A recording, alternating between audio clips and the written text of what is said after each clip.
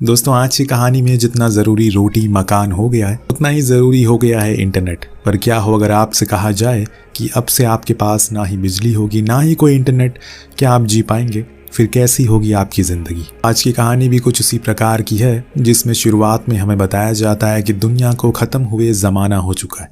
जो भी इंसान बचे हैं उन्होंने अपने घरों को छोड़कर जंगलों में रहना शुरू कर दिया। पर उन्हीं में से कुछ लोग कैनिबल बन चुके हैं। जी हाँ, वो लोग जो इंसानों को मार कर खा जाते हैं। इन्हीं जंगलों में हम एक बाप बेटी को देखते हैं जिनके नाम जैक और जोन्स है, जो कि खुद को जीवित रखने के लिए आज एक शिकार पर निकले हुए हैं। जोन्स एक सूअर पर तीर चलाता है, लेकिन वो हाथ नहीं लगता क्योंकि वो अभी भी चल पा रहा था। बड़ी कोशिशों के बाद भी इन्हें कोई दूसरा जानवर नहीं दिखता, इसीलिए अब वापस घर की ओर ये जाने लगते हैं। जी हाँ, इन्होंने इसी जंगल में खुद का एक घर भी बनाया हुआ है, जो आपको कुछ ही देर में देखने को मिलेगा। चलते चलते इन्हें एक छोटी बच्ची के जूते दिखाई देते हैं, यानी कि आगे कोई इंसान है जो शायद घायल हो सकता है, और इसीलिए ये उसी रास्ते को फॉलो करते हुए आगे की ओर जाते हैं, जहां पर इन्हें एक कार दिखती है जो कि पेड़ से टकराई हुई थी। जोन्स को उस कार में कुछ सिगरेट मिलती है जिन्हें वो रख लेता है, तो वहीं जॉन को एक बिस्किट का पैकेट मिलता है जिसे वो सारा खा जाता और अपने पिता को इस बारे में कुछ नहीं बताता, जो दिखाता है कि दोनों ही कितने ज़्यादा भूखे हैं। उन्हें बस खुद को जिंदा रखना है किसी भी हाल में, क्योंकि यहाँ पर हर दिन खाना मिल पाना बहुत ही मुश्किल है। इतने में उन्हें भेड़ियों की आने की आवाज़ सुनाई देती है, तो ये दोनों महफूज उस कार में अपनी रात को बिताते हैं। सुबह होने पर बाप बेटे अपने घर की ओर निकल जाते हैं, जिसको हम देख पाते हैं कि कैसे उन्होंने बड़ी ही सूझबूझ के साथ जंगल के बीच एक झोपड़ी बनाई हुई है, जिसके ऊपर कुछ पेड़ के पत्ते रखे हैं ताकि ये किसी को आसानी से ना दिख सके। उसी के अंदर हम एक लड़की को भी देख पाते हैं जिसका नाम सारा है। वो जोन्स की गर्लफ्रेंड है, जिसे वो बहुत ही ज़्यादा प्यार करता है, पर वो बहुत ज़्यादा घायल हो चुकी है। शिकार के समय उसका पैर स्लिप हो गया, जिसके कारण वो नीचे गिर गई, लेकिन जोन्स उसकी काफ़ी देखभाल करता है। सभी लोग जो कुछ भी बचा हुआ खाना होता है उसे ला कर देते हैं। अब वो सोने के लिए चले जाते हैं। अगली सुबह जब जोन्स बाहर वॉशरूम के लिए जाता है तो देखता है कि दूर से कुछ लोग आ रहे हैं जो कि शायद कैनिबल हो सकते हैं। वो फौरन अंदर जाकर अपने पिता को इस बारे में बताता है, जो फौरन उठकर बाहर जाते हैं और इन दोनों को भी साथ ले जाते हैं। अब ये दोनों तो वहीं बने एक बंकर में छुप गए थे, पर जैक छुप नहीं पाया क्योंकि तब तक वो आ गए।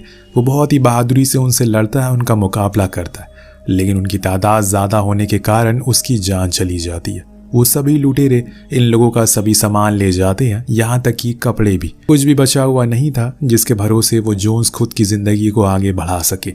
अब उनके जाने के बाद वो फिर से अपनी गर्लफ्रेंड को लेकर उसी घर में वापस आता है, जहाँ पर सिर्फ छत के अलावा और कुछ भी नहीं था। इसी बीच वो देखता है कि उसकी गर्लफ्रेंड का घाव बाहर की ठंड के कारण और दर्द भरा हो चुका है।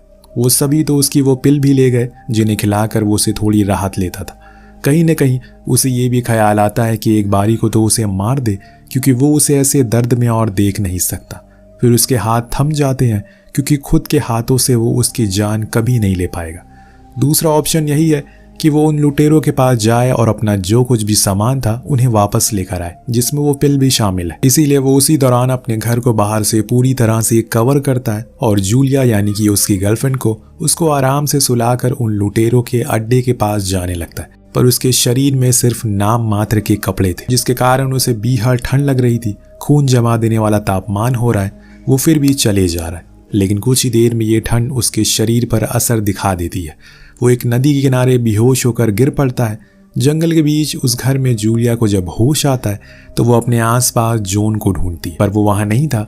उसे बाहर जाने का ख्याल आता है कि कहीं वो किसी मुसीबत में तो नहीं है, पर गेट खोलने की लाख कोशिशों के बाद भी नहीं खुलता, इसीलिए मजबूरन उसे अंदर ही रहना पड़ता है। वहाँ एक और जोन्स को जब होश आता है तो वो खुद के सामने देखता है कि एक बच्चा पानी भर रहा है, तो वो उसके पीछे भागने लगता है। वो भी जोन्स को खुद की ओर आते हुए देखकर अपने घर में जाकर छुप जाता है, लेकिन जोन्स उसके घर में दरवाज़ा तोड़कर घुसता है और जो भी उसके दादाजी ने गर्म कपड़े पहने हुए थे उन्हें वो छीन लेता है। कुछ और एक्स्ट्रा कपड़े लेकर वहाँ से बाहर आ जाता है। उसने उन्हें किसी प्रकार का कोई नुकसान नहीं पहुँचाया, क्योंकि वो बच्चा अकेले अपने दादाजी के साथ रहता है, लेकिन उसने कपड़े तो ले ही लिए। अब यहाँ उसके शरीर पर कपड़े होने के कारण उसे आगे की ओर जाने में थोड़ी राहत मिलती है। वो अपनी गति को तेज कर देता है और तेजी से आगे की ओर बढ़ता है। इस बीच कुछ दूर जाने पर उसे कुछ राख मिलती है, जिसको देखकर लग रहा था कि शायद किसी ने आग जलाई होगी, पर जब वो करीब जाकर देखता है तो वहां तो किसी आदमी के कंकाल पड़े हुए थे। जो देखकर उसे पूरा यकीन था कि ये उसके पिता की अस्थियां हैं, क्योंकि उन कैनिबल्स ने मिलकर उन्हें यहीं पकाया होगा और फिर खा लिया होगा। ये सब सोचकर उसे तो उल्टियां होने लगती है, पर अपने पिता को वो ऐसे बीच राह में छोड़कर नहीं जा सकता। इसीलिए उन्हें जंगल के बीच में दफन कर देता है ताकि उनकी आत्मा को शांति मिल सके। शायद यही कुछ साल बाद की कहानी होने वाली है। इंसान एक दूसरे के खून के प्यासे हो जाएंगे, क्योंकि जिस तरह से मनुष्य खुद की सुख सुविधाओं के लिए सारी चीज़ों को इतनी तेज़ी से इस्तेमाल कर रहा है, वो दिन दूर नहीं जब ये सारी चीज़ें ख़त्म होने लगेंगी। कहानी पर आते हैं। अब उन्हें दफनाने के बाद वो एक पेड़ पर चढ़ता है और दूर तक देखने के लिए, ताकि पता लगा सके कि वो अड्डा कहाँ पर है। इस बीच हम दूसरी ओर एक परिवार को देखते हैं जिसमें कोई घायल है। एक लड़की उसे मरहम पट्टी कर रही है, लेकिन तभी लेडी को कुछ दिखाई दे जाता है, जिसको देखकर वह सभी दहल जाते हैं।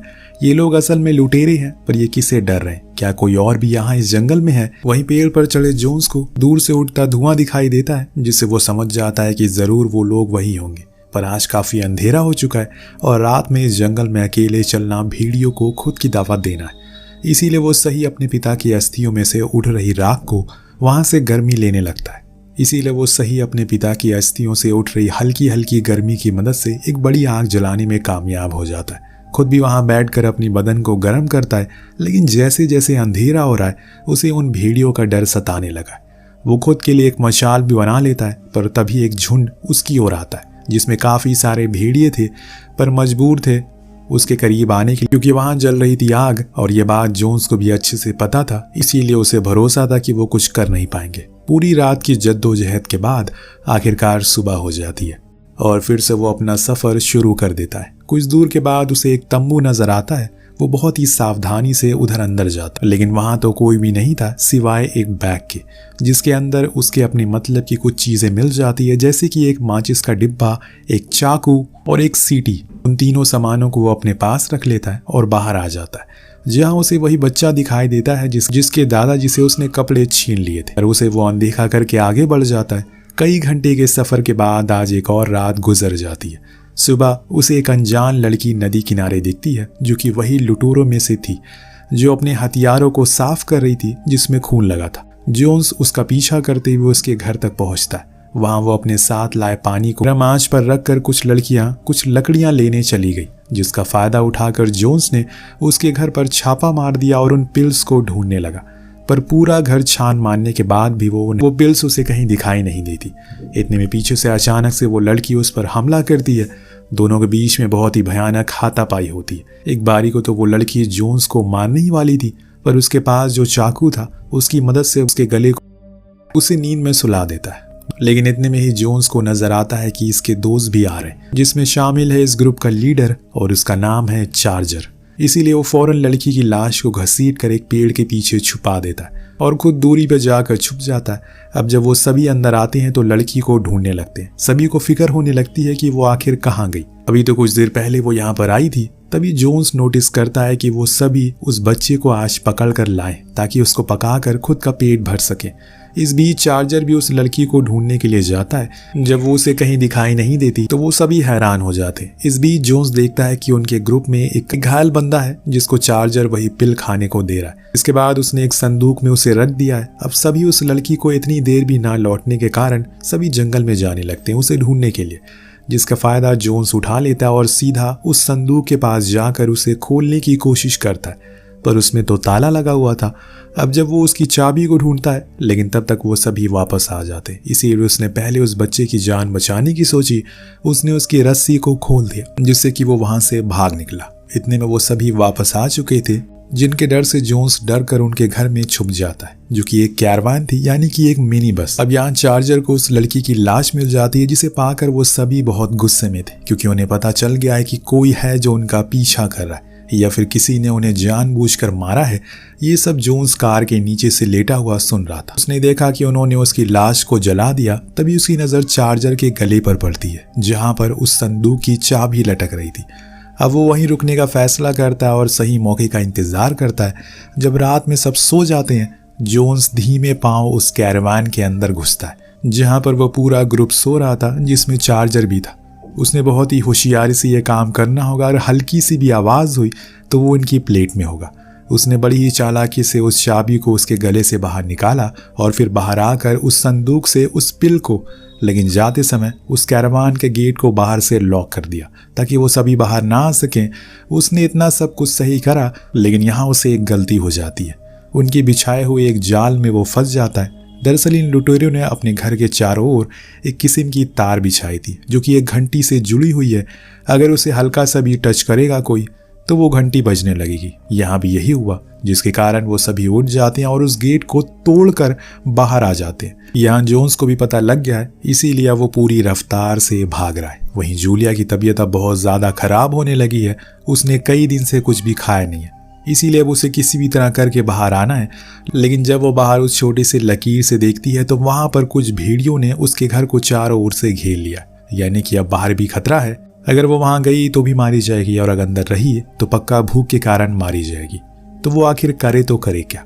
उधर जोन्स बेचारा बस भागे ही जा रहा है क्योंकि वो सभी लुटेरों ने उसे देख लिया। उन्हें पता चल चुका है कि यही है जिसने उस लड़की को मारा है, जो शायद कहीं न कहीं चार्जर की बेटी भी हो सकती है, क्योंकि इसीलिए वो इतने गुस्से में है और किसी भूखे भेड़िए की तरह उसके पीछे पड़ा हुआ है। लेकिन जोन्स किसी तरह करके उनसे दूरी उसी बच्चे के घर जाता है। लेकिन ये क्या, उसके दादाजी को तो भेड़ियों ने बहुत ही बुरी तरह करके नोच नोच कर खा लिया, जो देखकर जोन्स को खुद पर बहुत गुस्सा आता है, क्योंकि अगर उस दिन उनके घर के गेट को वो नहीं तोड़ता तो आज वो जिंदा होते। उसी टूटे हुए गेट से वो भेड़िए अंदर आए और उसकी मौत उसे इतना ज़्यादा सहमा देती है, उसे पता ही नहीं चल पाता कि कब पीछे से वो लुटेरे आकर उस पर हमला कर देते। जब उसकी आंख खुली तो उसने देखा कि उसके शरीर पर कोई कपड़े नहीं है। पास में ही एक बंदा चाकू को धारदार बना रहा है, यानी कि अब वही होने वाला है जिसका हमें डर था। यानी कि उन लोगों ने जोन्स के दोनों हाथ पैर बांध रखे हैं। अब वो उसे पकाने जा रहे हैं, पर कोई इतनी आसानी से तो पक नहीं सकता। इसीलिए वो थोड़ी कोशिश करता है अपने पास पड़ी उस सीटी को उठाने की जो उसे तंबू में मिली थी। लेकिन तभी वहां चार्जर आकर उसे उसके पिता की फोटो दिखाता है और फिर उसे उसके सामने ही जला देता है। यानी कि वो दिखाना चाह रहा है कि उसका भी उसके पिता की तरह वही हाल होगा। लेकिन कुछ ही देर में जोन्स के मुंह वो सीटी लग जाती है जिसको वो बजा देता है। फिर क्या था, कुछ ही देर में वहां पर आसपास ही घूमने वाले सभी भेड़िए भागते हुए वहां आ जाते हैं, जिसके डर से चार्जर के सभी लोग वहां से भाग निकलते हैं। जोन्स तो एक पेड़ की टहनी के नीचे छुप जाता है तो उसकी जान बचती है। अब जब वो सभी वहां से चले जाते हैं तो चाकू से खुद के हाथ पैर को वो खोल लेता है और फिर वहां से भागना शुरू करता है। उधर चार्जर अपने साथ भाग रही एक लड़की को जानबूझकर घायल कर देता है कि भेड़िए उसे खा जाए और वो बच जाए। इस कदर का वो मतलबी किस्म का इंसान है, तो आप देख ही सकते। वहीं एक और जोन्स को चार्जर के कुछ लोग देख लेते हैं और उस पर हमला करते हैं। लेकिन जोन्स भी काफी चालाक था, वो अपनी चालाकी से उनका ध्यान भटकाता है और फिर एक एक करके दोनों को मार डालता है और उन्हीं के कपड़े पहनकर उनके पास जो कुछ भी हथियार थे उसे ले लेता है और आगे बढ़ता है। अब उसे जल्दी से जूलिया के पास पहुंचना है, क्योंकि अब ज्यादा देर और जिंदा नहीं रह सकती। ये क्या, बीच में उसे फिर से चार्जर दिख जाता, लेकिन उसने अभी इसे नहीं देखा। इसीलिए जोन्स उसके पैर पर एरो मारता है, जिसके कारण वो गिर जाता है। जोन्स तो उसे पूरा ही खत्म करना चाहता है, पर अगली बारी में वो एरो टूट जाती है। इसीलिए वहां से भाग जाता है, क्योंकि अब वो भेड़िए भी पास ही आ रहे। वो भागते भागते एक घर के बाहर पहुंचता है जहां पर एक लेडी का कंकाल था, जिसके हाथ में बंदूक थी, जिसे वो ले लेता है और फिर घर के अंदर आता है, जहां वो ये देखकर हैरान था कि यहाँ पर तो पीने का पानी भी आ रहा है। वो फौरन उसी पानी से अपनी प्यास को बुझाता है और कुछ पानी स्टोर भी कर लेता है ताकि जूलिया को पिला सके। इस बीच उसे कुछ आहट सुनाई देती है, शायद अभी भी कोई जिंदा है इस घर में। वो उस आवाज का पीछा करते हुए थोड़ी और अंदर जाता है तो देखता है कि वहां तो चार्जर है जो कि घायल हालत में है। जोन्स कुछ देर रुकता है और फिर सही मौका देखकर उस पर हमला बोल देता है, पर घायल होने के बावजूद भी वो उसे दो हाथ कर पा रहा था। लेकिन जोन्स के पास बंदूक थी जिससे वो भरपूर फायदा उठाता है। वो वहीं उसकी कहानी एक झटके में खत्म कर देता है, जिसके बाद वहां से भागकर उस बच्चे के घर जाता है और कुछ खाने का सामान रख देता है ताकि उसे खाने में कोई दिक्कत ना हो। फिर वहां से अपने घर की ओर निकलता है, जहां पहुंचने के लिए उसे 1 दिन का समय लगता है। लेकिन जब वो अपने घर पहुंचता है तो देखता है कि घर का दरवाजा खुला हुआ है, अंदर जूलिया भी नहीं है। उसको भेड़ियों ने कहीं खा तो नहीं लिया, या फिर कैनिबल उसे अपने साथ तो नहीं ले गए। यही सब सोचकर जोन्स वहीं बैठकर रोने लगता है। इतने में पीछे से एक हाथ आता है और बूम, ये कहानी यही खत्म हो जाती है। अब वो हाथ किसका है ये आप कमेंट करके हमें बताइए। मिलते हैं अगली वीडियो में। Thank you so much watching. Peace out.